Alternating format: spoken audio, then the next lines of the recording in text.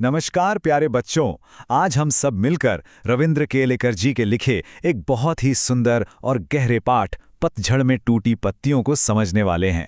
देखिए, ये पाठ सिर्फ एक चैप्टर नहीं है, बल्कि जिंदगी के दो बहुत ही जरूरी सबक हैं जो इसमें छिपे हुए हैं। लेखक इसी खूबसूरत बात से पाठ की शुरुआत करते हैं, और सच कहूं तो यही इस पूरे पाठ का सार भी है। कैसे दो छोटी छोटी कहानियों में जिंदगी की बहुत बड़ी बड़ी बातें कह दी गई हैं। तो चलिए देखते हैं कि आज हम इस सफर में क्या क्या समझने वाले हैं।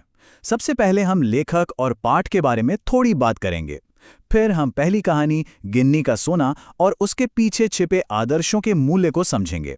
उसके बाद दूसरी कहानी ज़ेन की देन में जीवन की गति पर बात करेंगे, और इन कहानियों का सबसे बड़ा सबक कि वर्तमान ही सत्य है उसे जानेंगे। और हाँ, सबसे आखिर में परीक्षा में आने वाले कुछ जरूरी सवालों पर भी नजर डालेंगे।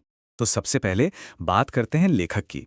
रविंद्र केलकर जी एक जाने माने गांधीवादी विचारक और लेखक थे। और ये जो पाठ है ना, पतझड़ में टूटी पत्तियां, ये असल में ज्ञान के पेड़ से गिरी दो पत्तियों की तरह है। हर पत्ती में एक गहरा विचार छिपा है। चलिए तो फिर पहली पत्ती को उठाते हैं, यानी पहली कहानी गिन्नी का सोना। ये कहानी एक बहुत ही शानदार उदाहरण के जरिए हमें हमारे आदर्शों, हमारे उसूलों की कीमत समझाती है।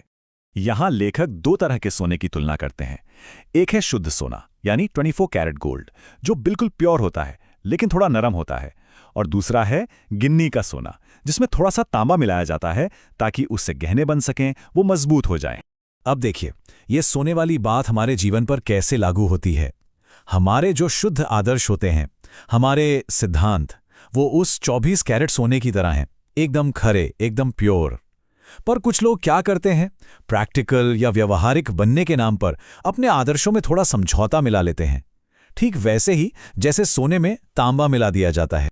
तो सवाल ये उठता है कि जब हम ऐसे प्रैक्टिकल लोगों की तारीफ करते हैं, तो हम असल में उनके आदर्शों की तारीफ कर रहे होते हैं या उनकी व्यावहारिकता की। लेखक कहते हैं कि हम उनकी व्यावहारिकता की तारीफ करते हैं, और धीरे धीरे आदर्श पीछे छूट जाते हैं और वो मिलावट ही आगे आ जाती है। लेकिन फिर लेखक हमें गांधी जी का एक बेहतरीन उदाहरण देते हैं। वो भी प्रैक्टिकल थे, पर उनका अंदाज बिल्कुल अलग था। उन्होंने अपने आदर्शों को नीचे नहीं गिराया, बल्कि अपनी व्यावहारिकता को ही अपने आदर्शों के लेवल तक उठा लिया। मतलब उन्होंने सोने में तांबा नहीं मिलाया, बल्कि उन्होंने दुनिया के तांबे में सोना मिलाकर उसकी कीमत बढ़ा दी। चलिए अब इस पाठ की दूसरी कहानी, दूसरी पत्ती की ओर चलते हैं, जिसका नाम है ज़ेन की देन। ये कहानी आज के समय की एक बहुत बड़ी समस्या और उसके समाधान के बारे में है। हुआ यूं कि लेखक ने अपने एक जापानी दोस्त से पूछा कि भाई, आपके देश में सबसे आम बीमारी कौन सी है? और जो जवाब मिला वो सच में हैरान कर देने वाला था। जवाब था मानसिक बीमारी। जापान के 80% लोग मानसिक तनाव से गुजर रहे हैं। और इसकी वजह क्या है? वजह है रफ्तार। जिंदगी की रफ्तार इतनी बढ़ गई है कि लोग चल नहीं रहे, दौड़ रहे हैं, बात नहीं कर रहे, बड़बड़ा रहे हैं। उनका दिमाग हर वक्त स्पीड में रहता है, कभी रुकता ही नहीं। तो इस भाग दौड़ और तनाव का इलाज क्या है? इसके इलाज के लिए लेखक के दोस्त उन्हें एक पारंपरिक जापानी टी सेरेमनी यानी चा नो यू में ले जाते हैं। ये एक ऐसा अनुष्ठान है जो गहरी शांति और सुकून देता है। और ये पूरी प्रक्रिया ही अपने आप में एक इलाज है। जरा सोचिए, वहां हर काम कितनी शांति और आराम से होता है। मेहमानों का स्वागत करना, अंगीठी जलाना, बर्तनों को धीरे धीरे साफ करना, और फिर बहुत ही सलीके से चाय परोसना। वहां किसी भी चीज की कोई जल्दबाजी नहीं होती, जिससे एक गहरी शांति का माहौल बन जाता है। और चाय पीने का यही शांत अनुभव लेखक को इस पाठ के सबसे गहरे और सबसे जरूरी सबक तक ले जाता है। लेखक को यह एहसास होता है कि हम सब असल में अभी में तो जीते ही नहीं हैं। हमारा दिमाग या तो गुजरे हुए कल की यादों में खोया रहता है, या फिर आने वाले कल के सपनों में। तो फिर सच क्या है? लेखक कहते हैं कि गुजरा हुआ कल भी झूठ था क्योंकि वो अब है नहीं, और आने वाला कल भी झूठ है क्योंकि वो अभी आया नहीं है। सच है तो सिर्फ और सिर्फ वो पल जो अभी हमारे सामने है, यानी हमारा वर्तमान। जब लेखक ने अपना सारा ध्यान सिर्फ चाय के कप पर लगाया, तो उनका भागता हुआ दिमाग धीरे धीरे शांत हो गया।